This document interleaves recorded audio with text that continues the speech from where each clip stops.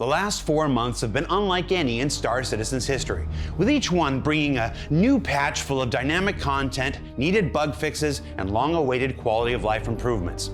From December's 4.0, which finally brought our second star system to life, to picking a side in the ongoing fight for Pyro in January's 401, then building up the war chest for the continuing battle against the Frontier Fighters in February's 402 Supplier Die event, it's been one non-stop adventure in Pyro. But all of that changes when the story shifts back to the Stanton system in Alpha 4.1, with the introduction of new threats, new friends, and new opportunities for action, adventure, and acquisition. At 4.1, we're actually going to be introducing what we've been calling internally as sort of our B story. In a nutshell, the regen technology, which to this point has basically been allowing people to die and get regen back, the technology begins to fail. And that's being referred to as the regen crisis. So it's throwing the Empire into a bit of chaos and confusion because this technology that everybody thought was basically going to conquer death is not as effective as promised. Now for the player, nothing changes. You can just go about your business and it's business as usual. But for the populace, it's an issue. So at this point, the Imperator is basically going to start lobbying the Senate to start loosening scientific restrictions on research. One company, Rayari, has put the call out to the population to try to find these sort of very rare minerals to basically bring to their outpost to help fuel their research to help resolve the crisis.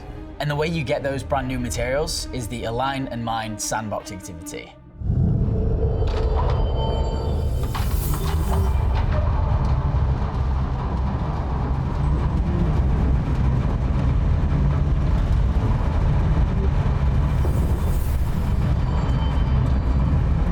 So Align and Mine starts with these new facilities that are placed across 2 planets, Daymar and Aberdeen. These are Hathor-owned locations. Hathor is sort of an older company. Basically, they were kind of a mining consortium. But as the years were going on, they were doing worse and worse and worse. And so the idea was that Stanton was relatively recently discovered, and the facilities that Hathor built here were basically their last gasp. The purpose of these facilities was so Hathor could communicate and align with the orbital platform above them.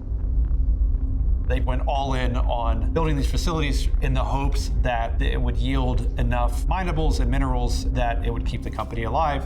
Sadly, they were sort of mistaken and the company folded. Now that there's a renewed interest in the minerals that they used to mine there, people are going there and trying to get the facilities up and running again. At each of these Hathor locations, there's an alignment dish. And the players have to go around and try to find out how to align the dish towards the satellite. So while these mining facilities have been abandoned, they are by no means vacant. While you're at the PAFs, you will be contending with Ninetails. Ninetails are just kind of the scavengers, the bad guys. They go everywhere, they just want loot, they want to get rich. They're just here to basically strip and clean what's left of these defunct stations. Maybe set up a camp or 2 and hold it as a sort of strategical point. It's essential that the players search the area as much as they can. I can't stress that enough. Once you've managed to find all 3 facilities and align them with the orbital platform, you need to collect the power banks that they've left behind on the surface.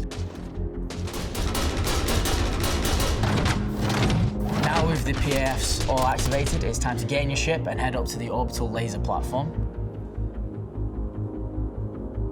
Be careful because there might be some certain Ninetail lieutenants kind of roaming around. It'll be pretty tough to get in there and to get it going. The power banks that you would have obtained at the platform alignment facilities need to be inserted into their slots at the orbital laser platform. Players can head inside, fighting through, again, more Ninetails while they try to get to this terminal in the middle. That will charge the laser, and players should see a really cool effect in their environment to signify that this laser is ready to be fired. So once you've armed the laser and it begins its sort of initiation sequence, you then have to go back down to the surface. Near where the impact is going to be, you'll be able to see this because it will be a crater. There will be a bunker nearby. This bunker is where you will do the final stage, which is firing the laser. Why are you making people go back down to the surface? Well, I mean, down on the surface is where the loot is. Like, that's where the treasure is. That's where you're gonna actually get the resources that you came to mine. Keycard accepted. It's so much better when you're down on the ground, you hit the button, you see this laser just pull, and there's all this shit going everywhere, and you're like, oh my God. It's an impactful moment.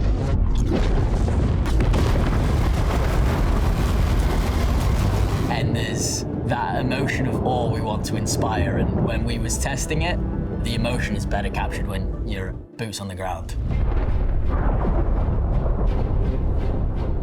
This sounds really chaotic. Yeah, we haven't even touched on the worms yet.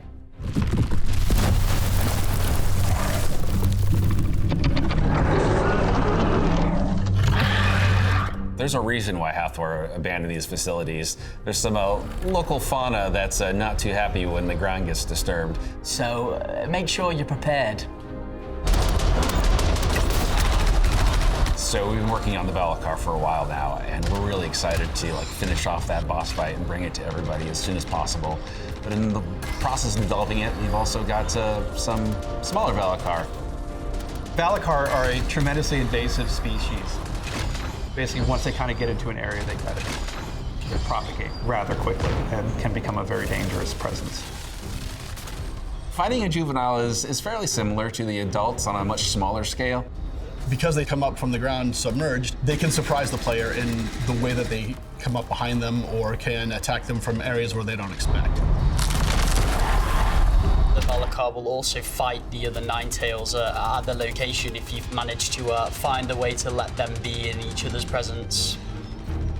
So it's going to be you against other players, against other Ninetales, against other worms? Yeah, real Mexican standoff.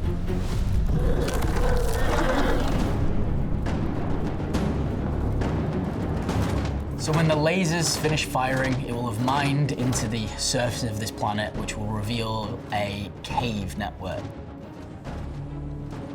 Inside this cave are 3 new mineable types. It's a fight for whoever can get the goods out of that cave as fast as possible and as safely as possible. We are in Stanton, so if you're gonna fight some other players, beware of crime stats.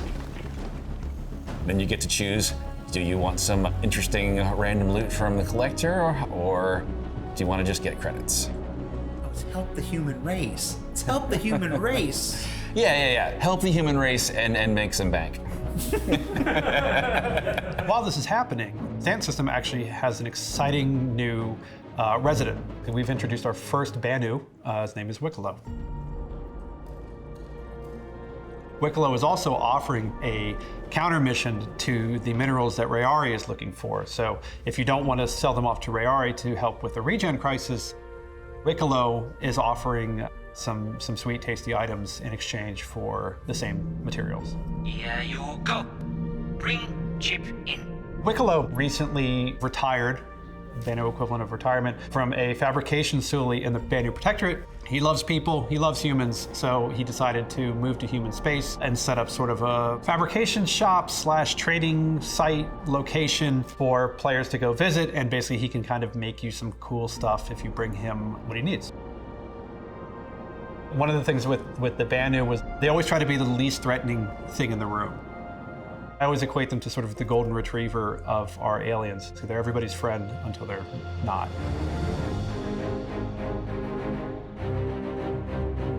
Wicklow's Emporium, there are 3 of them in different areas of Stanton. You'll be able to find these on your star map. This is where Wicklow has set up shop. The unique thing about Wicklow is he'll never pay you any money because he's got a load of shit in his warehouse that he'd rather give you instead. The collector offers everything from armor pieces to skins to weapons. Really pretty, yes. Solid build, but also fun to make. And other cool little surprises. Even spaceships. Even spaceships, big ones. I'm incredibly excited. It is quite a defining moment for a space game to finally get an alien. And the best thing about Wicklow is, as we keep moving and building out this universe, his presence will stay. You will keep needing to interact with him, he'll keep needing random things from you, so you better make good friends with him. 4.1, we're finally able to deliver some content that we've been working on for a while. I think that the experience of the whole thing is really cool, and I think that it's a really, really big step forward for us on the mission design team, making content for the future, that we are able to create events that use mission logic but don't require missions. It's fun to be able to kind of like explore a little bit and not just have everything kind of spoon-fed to you.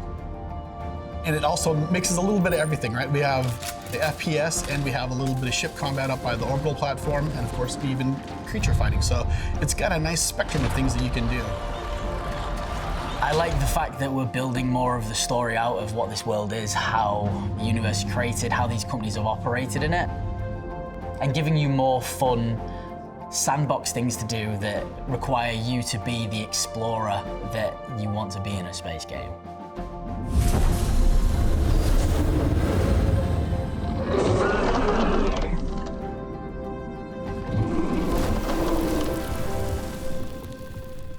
And with 4 patches in as many months, the introduction of a new ongoing persistent sandbox with a line in mind, the arrival of our persistent universe's first non-human character, a new system for acquiring rewards, brand new mining vehicles, and the beginning of a second ongoing narrative that's threatening the lives of NPCs everywhere. And no, I've seen the post, it's not Death of a Spaceman, not yet, or not soon. We're playing a really long game here. It's an exciting time for Star Citizen, and one that we're all super excited to share with you. So for Inside Star Citizen, I'm Jared Huckabee. As always, thanks for letting us share the people and process of game development with you, and we'll be right back here in just a few weeks with even more looks at the future of our persistent universe.